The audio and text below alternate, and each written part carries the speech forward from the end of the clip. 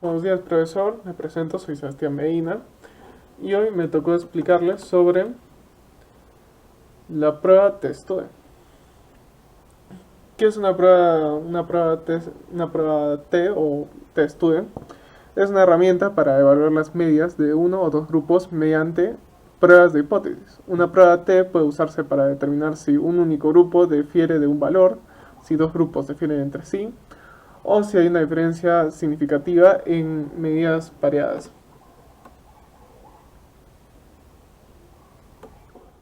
¿Cómo se usan las pruebas T? Primero hay que definir la hipótesis que quiera comprobar y determinar un riesgo asumible de llegar a la conclusión errónea. Por ejemplo, al comparar dos grupos podría estimar que sus medias son iguales y determinar una probabilidad aceptable, en concluir que hubiera una diferencia cuando no es el caso.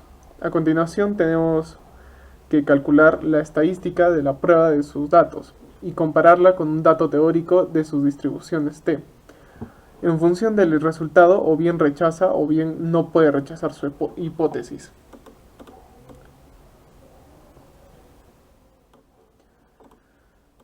Tipos de prueba T.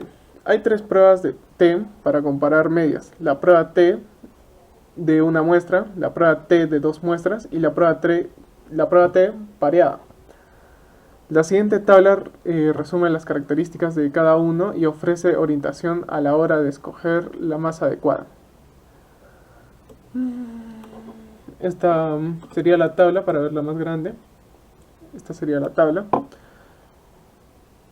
Esta tabla solo muestra las pruebas T para medias de población. Otra prueba T habitual es para coeficientes de correlación. Esta prueba T se usa para determinar si un coeficiente de correlación tiene una diferencia de cero significativa.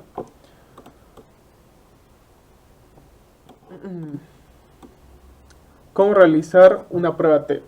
Para todas las pruebas T que implican medias, el análisis conlleva los siguientes pasos. Primero, se define su hipótesis nula, que está ahí señalada como HO, y la alternativa, que está señalada como HA, antes de reunir tiene que ser antes de reunir los datos. Segundo paso sería decir el valor alfa. Esto implica determinar el riesgo que desea correr de llegar a una conclusión errónea. Por ejemplo, digamos que define el valor alfa es igual a 0,05. Al comparar dos grupos independientes, en este caso decide correr un riesgo del 5% de concluir que las medias poblacionales desconocidas son distintas cuando no lo son. Tercer paso sería hay que revisar posibles errores de datos. El cuarto sería revisar las asunciones de la prueba. Y el quinto y último, hay que hacer la prueba y sacar las conclusiones. Todas las pruebas T de medias implican calcular las estadísticas de la prueba. A continuación, compare las estadísticas de la prueba con el valor teórico de la distribución T. El valor teórico implica tanto el valor alfa como a los grados de libertad de sus datos. Y bueno, esta sería una breve explicación de la prueba T y cómo se utiliza, cuáles son sus pasos de uso. Y ya, eso sería todo, profesor. Hasta luego.